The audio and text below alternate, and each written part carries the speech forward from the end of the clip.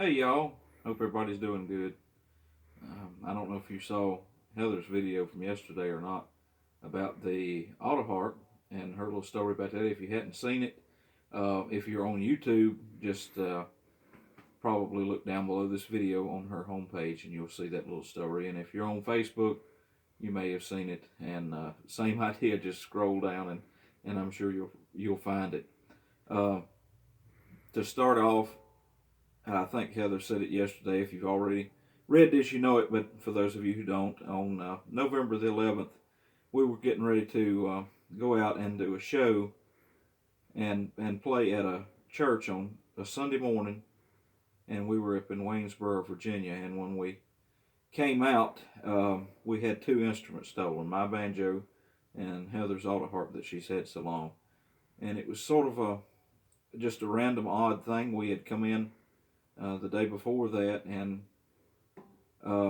it was just super cold, and we had a whole car full of stuff, and we meant to get them out, and we meant to lock the doors and all that stuff like we normally do, and just things happened, and we forgot, and somebody got lucky or unlucky, however you depend on looking at it that day. But anyway, they were gone, and we called back home and had my grandma come to our house and make sure we hadn't forgot them, because you're in just a kind of a shock like that, and you the first thing you think is, well, I just forgot them. So of course it wasn't, and um, so yeah, somebody took them. We went on, we played the show with a couple of guitars, and we had the piano there, and so we did that portion of it that we normally do. But so anyway, after we talked to the police and everything, and we got done that morning, and um, Heather and myself, we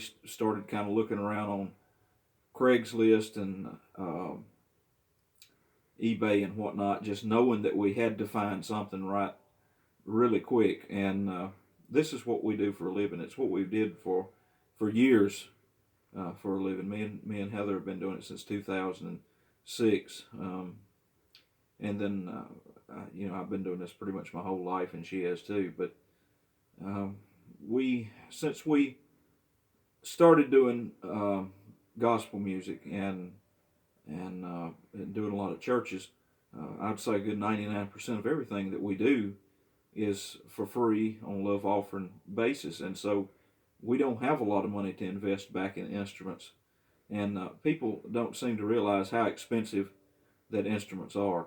Um, of course, I mean, you can buy something for $100 or $200, but it's trash. Uh, and there's no way we could afford to buy back the things that we had that were stolen.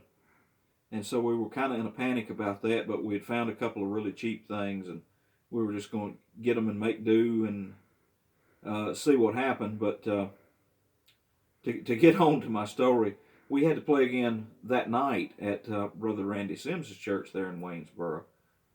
Great folks over there. But about 5 minutes before we were going to go on, Heather got a phone call, and a fellow on the other end said, I was just wondering if I could talk to Tony a minute. And it was Billy Lee Cox, a gentleman that I had met, I think, somewhere around 2005, maybe, something like that. I may not be exactly right on the date. I remember I was with Jeanette Williams the first time I met him. And then later on, when I was with James King, I got to know him better. But anyway, he had called, and he said, I won't take up much of your time, but I just wanted to tell you that God laid it on me to give you this banjo that I have. And I just really couldn't believe it. Before I go into the backstory of this, I'll tell you that the banjo that I had was not an extremely expensive one. It was maybe $800 or $1,000. If you know banjos, it was a Gibson RB100 or the newer equivalent of that. And but there's no way that I could afford to replace even that. And for somebody to come up and just out of the kindness of their heart and just obeying God, just choose to give me one that's 10 times what I had, it's just an amazing thing. And he went on to tell me it's a 1995 RB4 Gibson.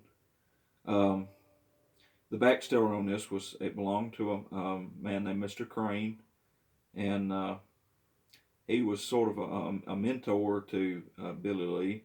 And when he was going to pass away, he wanted Billy to have this banjo, and he said, I don't ever want you to sell it, but if you can find somebody who's in need of it, just give it to them.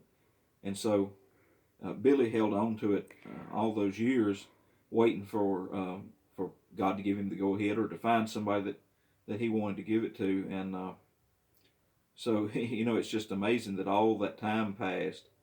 And I believe Billy said about 3 weeks before this all happened that he was praying, and he felt like God spoke to him and said, "You need to get that banjo out and get it ready. I have somebody to give it to." Billy, if I'm wrong on that, you can correct me. All this stuff sort of happened so quick, it feels like I just skimmed over the whole thing. But anyway, it still is just amazing to me. I don't even know how to put it into words that something like that can happen, something that you depend on so much for your living and your whole way of life, and it's just gone in an instant, and you have no way to come out of it. And yet God puts something together and puts people in your life to get you through that hard time, no matter whether it's something like this, whether it's something you depend on for work or finances or your health or your spiritual well-being or your family or whatever. God's always there, and it's amazing to see and to look back and see how things were planned out through time, and you don't know while it's going on, but you can look 10, 20 years down the road, you can look back and see how all the pieces fit together. I know I'm probably missing some stuff, but to tell you about this banjo, it is, like I say, it's a 1995 Gibson RB4. It's in just outstanding shape. It really, I don't think the camera will pick it up well, but it's burled walnut and with what Gibson called an RB4 marquetry, wood marquetry, and it's walnut neck. It has full flying eagle pattern inlay on it. Yeah, I know y'all probably don't want to know this, but I'm a banjo geek, so I got to get it all out. I set it up after I got it. The head had been used quite a bit, and the bridge was just a little bit high for my liking, and so it's got a new Remo head on it.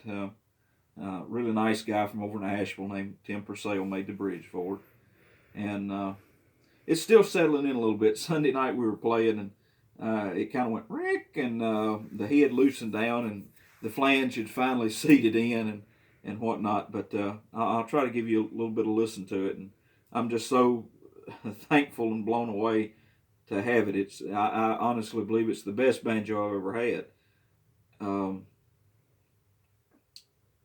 But it's just so easy to play, and it's so amazing to go from that instrument that was so hard to play and so hard to get anything out of.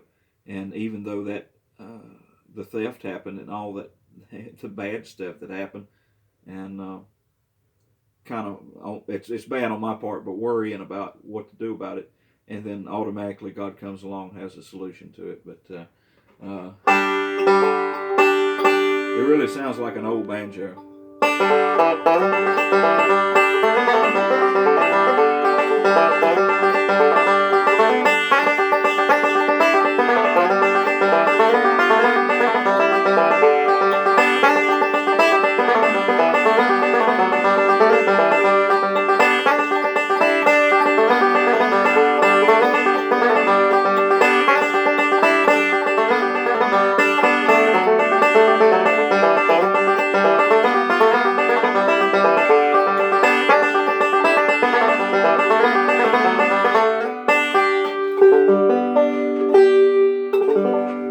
And Billy, I don't know if I can get through this or not, but I kind of wanted to do a little tribute to you. I know how much you like Reno style, so hopefully I can get through this. It's been a while.